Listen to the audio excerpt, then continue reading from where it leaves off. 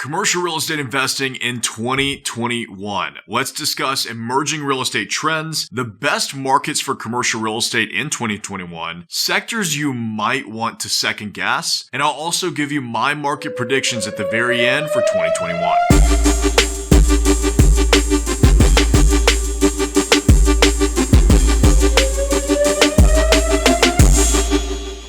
I'm Tyler Cobble, and as always, welcome back to my channel where we're covering all things commercial real estate. 2020 has been a wild year for investing in general. While the economy overall has experienced wild and unpredictable ups and downs, commercial real estate as a whole has remained relatively stable. And there are many factors contributing to that. Supply and demand was even-keeled prior to the pandemic. Many investors had a significant supply of dry powder on the sidelines, and interest rates have remained low, each of which has contributed to investor confidence in this asset type. Here's what we see for commercial real estate investing in 2021 based on our market experience, data from PwC and the Urban Land Institute. Let's start first with emerging real estate trends for 2021. Up first, ghost kitchens. Ghost kitchens were steadily growing in popularity prior to the pandemic and have really taken off thanks to our massive shift toward online ordering. These restaurants are essentially catering kitchens, which can be shared between multiple concepts or can be small enough for a single group, designed solely to serve to-go and delivery orders. The lack of dining space allows restaurateurs to affordably open and test new concepts before spending 6 or 7 figures on a build-out and signing long-term leases.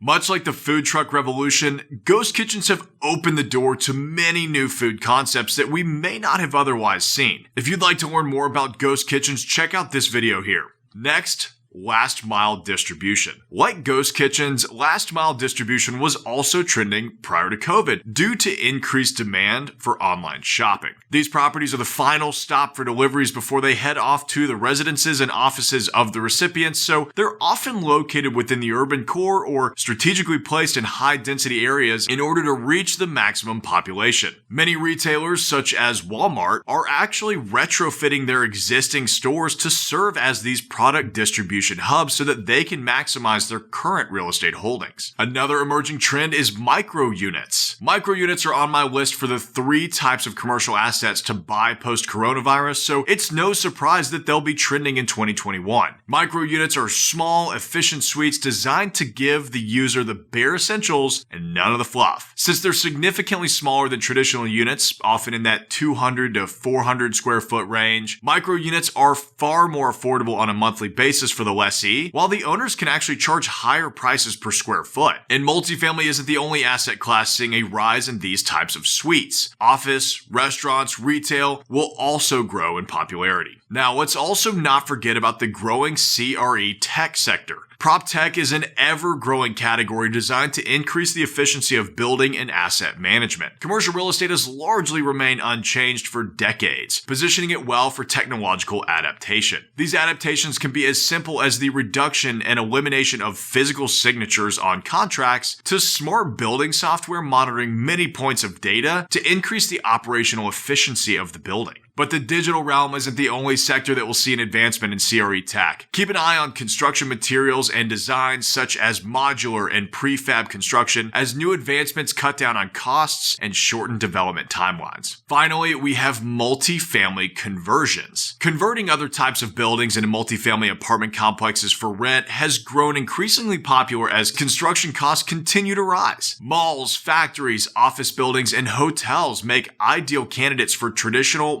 affordable, and senior living concepts, since they're generally located within already desirable areas. These conversions can often have a unique character about them considering their history, and are generally less expensive on a cost per door basis than new construction units. So now that you know the emerging trends, where should you focus? Well, the best investors are constantly reevaluating the markets in which they invest. After all, if there are greener pastures on the other side, wouldn't you want to know? In this cycle, we've seen a significant shift toward 18-hour cities. These metros are not quite on the scale of New York City or LA, but offer attractive lifestyles, employment opportunities, and a magnetic culture at a far more affordable rate. 18-hour cities include Austin, Texas, Nashville, Tennessee, Charlotte and Raleigh-Durham, North Carolina, Salt Lake City, Utah, Denver, Colorado, Seattle, Washington, and Portland, Oregon. Notice the concentration of 18-hour cities in the southeast. That's where the markets really seem to be gaining traction. So which of these cities will be the best to buy commercial real estate in 2021? Well, the top 3 markets, according to the Urban Land Institute, are Raleigh-Durham, North Carolina, Austin, Texas, and Nashville, Tennessee, in that order. Like I said, there's an interesting emerging trend toward the southeastern United States. All 3 of these urban centers are considered 18-hour cities with a high concentration of education. These cities each have their own distinct culture, which has been successful in attracting and retaining the millennial workforce. And they're also relatively affordable compared to most metros. Note too that Austin and Nashville are both in states with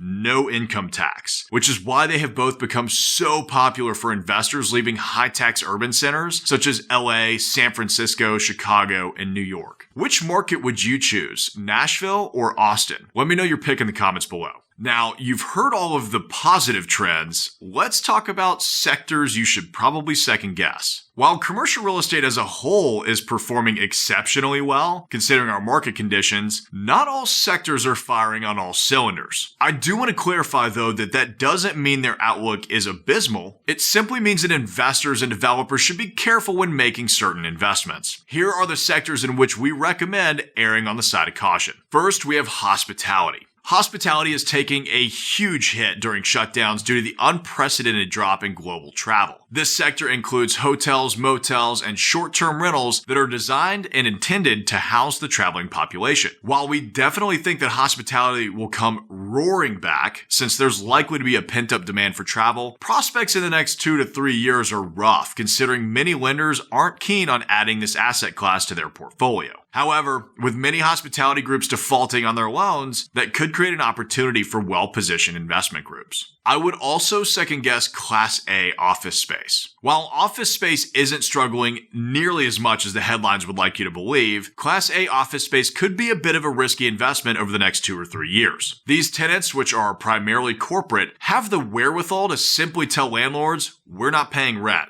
Sorry about it," and pass the torch along to their attorneys. While we haven't seen much of these situations happening yet, they're certainly looming on the horizon as these corporations reevaluate their liabilities. And with a larger workforce, these businesses can open themselves up to legal liabilities if they open their doors and their workforce catches COVID, hence the major shift to work from home. Now, let's be clear, Class A office space isn't going anywhere. There's simply far too much synergy and simplicity having teams working together in the same location. But be prepared for some major changes to the way that we look at office work environments. Then we also have everyone's favorite to beat up on, big box retail. It's no surprise that big box retail is still on this list. It's been dying a slow death for over a decade now. The pandemic forced people to adapt to online ordering and to avoid in-person shopping, strengthening the grasp that online retailers such as Amazon have on the retail market. With the massive amount of overhead and difficulty drawing traffic, it's inevitable that traditional big box retailers will go by the wayside. However, retailers like Walmart are pivoting to curb this demand for online shopping and same-day shipping by utilizing their existing storefronts as distribution hubs for online delivery and pickup. There's also quite a bit of opportunity in these shopping centers for the creative investors that are willing to take the risk of large vacant spaces. After all, they can be converted into churches, gyms,